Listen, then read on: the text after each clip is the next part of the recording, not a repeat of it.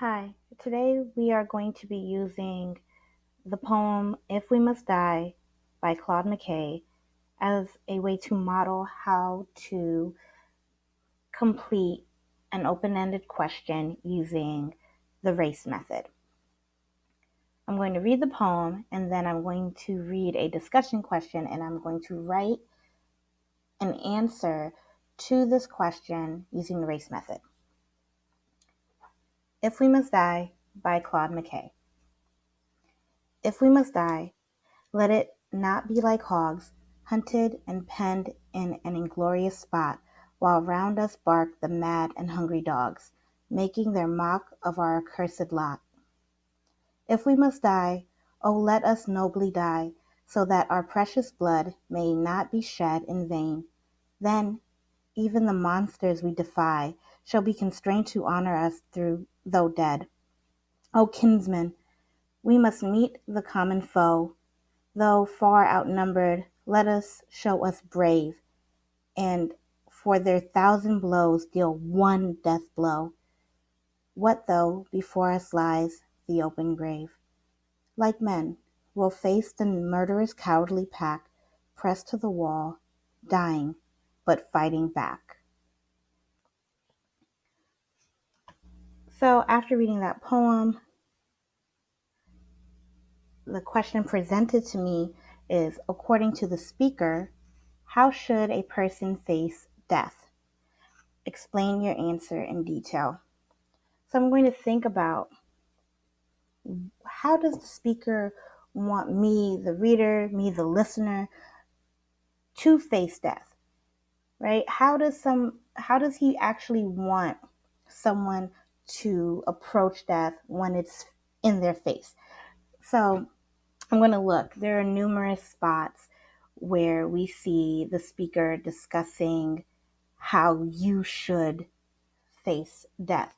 For example, if we must die, let it not be like hogs, hunted and penned in an inglorious spot. Or if we must die, oh, let us nobly die. And I kind of like this section right here. So I'm going to use that as my evidence. And I already know that I want to use it. But first I have to restate my answer. So I'm going to write in the poem,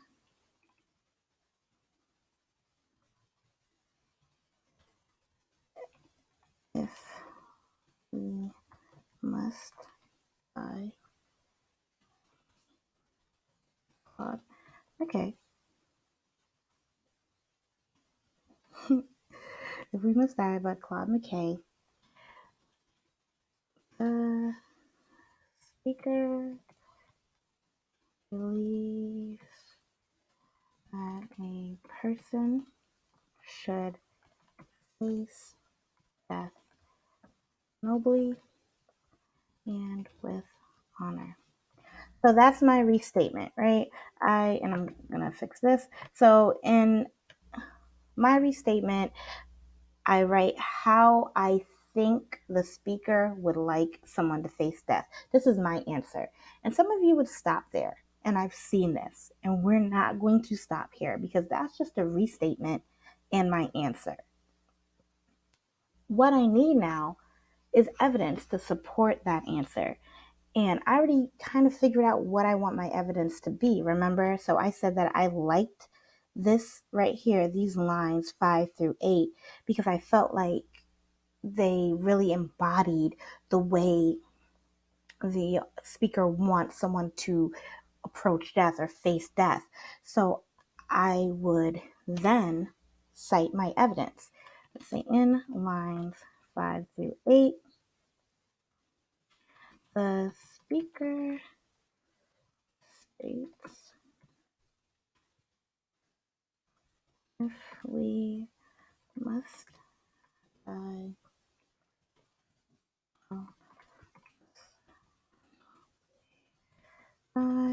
and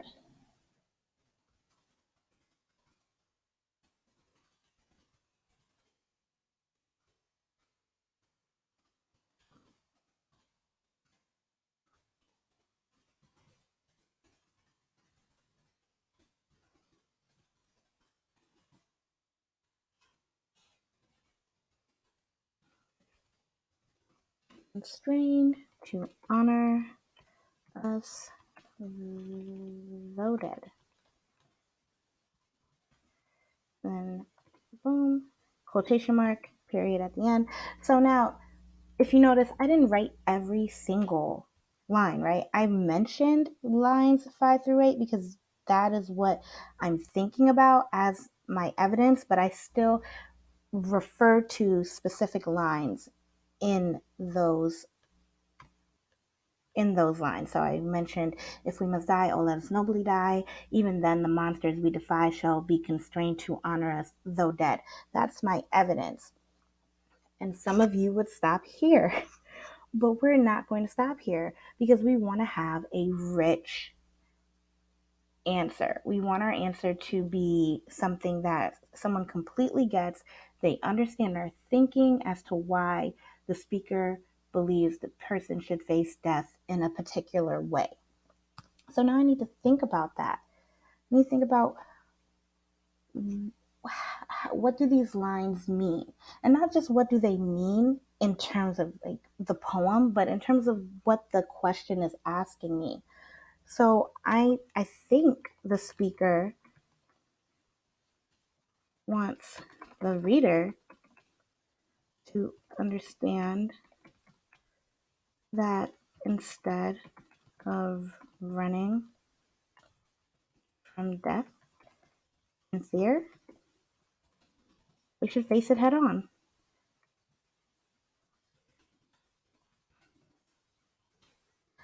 Wonderful, right? So instead of the speaker thinking that we should be cowardly, the speaker wants the reader to know you need to face death. You should really have courage. So now I'm thinking about that. The speaker wants us to be courageous, right? They want us to not run from death and not be cowards. So why would the speaker want that? What would be the purpose? And you might already know that in your head. Like, you might already know it, but you need to let whoever is reading this answer know that you know it. So for me, I'm going to expand on this thought and not let it end on this third sentence. So I'm going to write, if death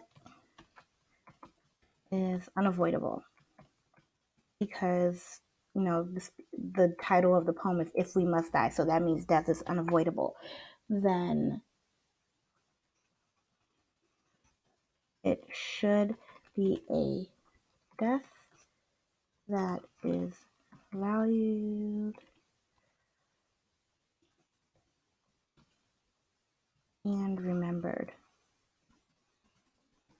Because the speaker mentions that in the poem, right? That the enemy is going to honor us though dead. And what would make our enemies honor us?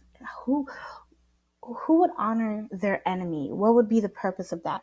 So now I'm going to explain that line. The only way for a death, something that even an enemy would remember, is if the person fought for their life in a courageous manner. Boom. That's the end. So I'm going to read this really quick to make sure it has everything that I actually want and that I'm explaining my evidence correctly. So I wrote in the poem, "If We Must Die" by Claude McKay, the speaker believes that a person should face death nobly and with honor. In lines 5 through 8, the speaker states, "If we must die, oh, let us nobly die. And even then, the monsters we defy shall be constrained to honor us, though dead." The speaker wants the reader to understand that instead of running from death and fear, they should face it head on. If death is unavoidable, then it should be a death that is valued and remembered. The only way for a death to be something that even an enemy would remember is if the person fought for their life in a courageous manner. This is a detailed explanation. It answers the question, it restates it, it cites evidence. This is what you should do when you answer your open-ended questions. Don't stop at one sentence. You don't stop at 3 sentences. Make sure your explanation is detailed so that you can get all the credit you deserve for your thoughts.